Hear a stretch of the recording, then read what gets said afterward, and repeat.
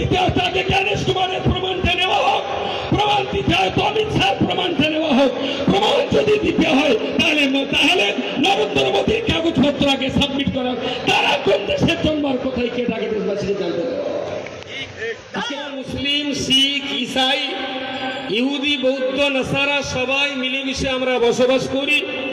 আজকে সেই পবিত্র ভূমিতে মসজিদ মন্দিরের রাজনীতি, সেই পবিত্র ভূমিতে লুঙ্গি পায়জামার রাজনীতি, সেই পবিত্র ভূমিতে খাদ্য অভ্যাস নিয়ে রাজনীতি, সেই পবিত্র ভূমিতে এক ভাইকে আর এক ভাইয়ের বিরুদ্ধে লড়িয়ে দেওয়ার রাজনীতি, সেই পবিত্র ভূমিতে একটা জাতিকে আর একটা জাতির বিরুদ্ধে জাতি দাঙ্গায় লাগিয়ে দেওয়ার জন্য গোটা দেশ জুড়ে যারাই এই কঠিন বিশ্বাস্প তৈরি করেছে, সেই জাতির বিভাজনকে শেষ করে দিয়ে, ধর্মীয় অসহিষ্ণুতাকে ধ্বংস করে দিয়ে, জাতি দাঙ্গার জীবন্ত কবর দিয়ে বিজেপি আরএসএস এর বিরুদ্ধে সবচেয়ে বেশি লড়াই করতে পারে মমতা ব্যানার্জি, অভিষেক জি।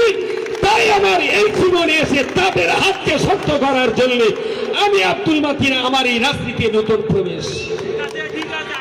আমি অন্য কোনো কারণে রাজনীতি করতে আসিনি। রাজনীতিতে আমার পাওয়ার কিছু নেই, হারাবারও কিছু নেই। কি দেবে রাজনীতি? আমার 35,000 স্টুডেন্ট আছে, আমার 85টা আবাসিক স্কুল আছে, আমার 326টা কেরালা মডেল স্কুল রয়েছে। আমাদের মধ্যে উপস্থিত হয়েছেন মিশে একাকার হয়ে এখানে আসা। এই একাকার হয়ে থাকাটা হিন্দুর চোখে মানুষকে না, হিন্দুর চোখে মুসলমানকে না দেখে, মুসলমানের চোখে হিন্দুকে না দেখে, বিজেপি আরএসএস এর চোখে বাংলাকে না দেখে যদি মানুষের চোখে আপনি বাংলাকে দেখতে পারেন, তাহলে লিখে রাখুন, একদিন এই বাংলা গোটা ভারতবর্ষকে পথ দেখাবে বলে আমি বিশ্বাস। আরএসএস এর জন্য বিভিন্ন স্টেটে আপনার এসআইআর হয়েছে, কিন্তু কোথাও লজিক্যাল ডিসপারেন্সি এটা ব্যবহার করতে হয়নি। এসআইআর ভারতবর্ষের অনেক জায়গায় হয়েছে, কিন্তু কোথাও আন্ডার অ্যাডজুডিকেশন এই শব্দ দুটো আমাদের শুনতে হয়নি। এটা পশ্চিমবাংলার জন্য শুধুমাত্র শুনতে হয়। এবং জাতিতে জাতিতে বিভাজন করিয়ে দেওয়ার একটা ষড়যন্ত্র। কি ষড়যন্ত্র? 100 ভিতরে যদি 80টা বাদ যায় মুসলমানের নাম, তাহলে 20টা বাদ যাচ্ছে হিন্দু ভাইদের নাম। উদ্দেশ্যটা কি? হিন্দু মুসলমান যৌথভাবে যেন মুভমেন্টটা করতে না পারে, মাঝখানে ফাটল ধরিয়ে দাও। দ্বিতীয়ত কি? যেখানে টিএমসিকে যেমন ভোট বেশি দেওয়া হয়, সেই জায়গায় হিসাব করে সেই পরিমাণ মানুষকেই ডিলিট করে দেওয়া হচ্ছে। যার স্বামী গোষ্ঠীর 14 পুরুষ, এই ভারতবর্ষে জন্ম, যার বাবার জন্ম এখানে, মায়ের জন্ম এখানে, ঠাকুরদার জন্ম এখানে, কাকা কাকিমার জন্ম এখানে, জ্যাঠা জেঠির জন্ম এখানে, তাকেও আজকে নির্বাচন কমিশনের কাছে প্রমাণ দিতে হবে সে এই দেশের নাগরিক কিনা, এই দেশের ভোটার তালিকায় নাম থাকবে কিনা, তার কাছে আমাদের প্রমাণ দিতে হবে। এটা অত্যন্ত লজ্জার, এটা অত্যন্ত লজ্জার।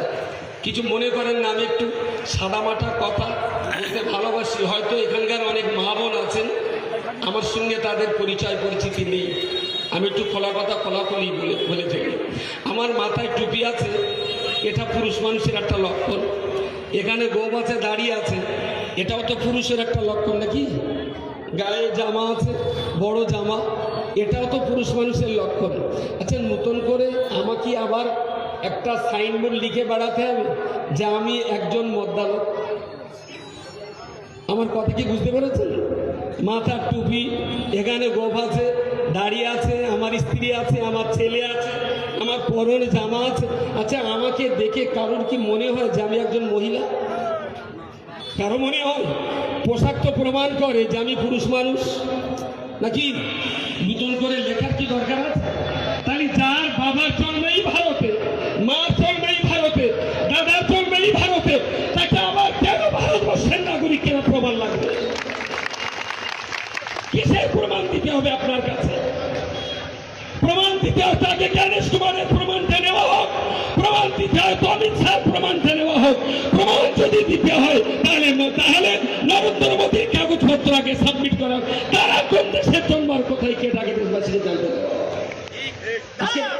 12 বছর ধরে যে ভদ্রলোকের শিক্ষাগত যোগ্যতাই আমরা বলতে পারি না। ভদ্রলোক কতটা লেখাপড়া জানে এই 12 বছর ধরে জানা যায়। এটা গর্বের, সারা পৃথিবীর কাছে এই একটা মাত্র দেশ যে দেশের প্রধানমন্ত্রীর শিক্ষাগত জানতে চাওয়াটাও আইনত অপরাধ। আশ্চর্য ব্যাপার, এনার এই ভদ্রলোক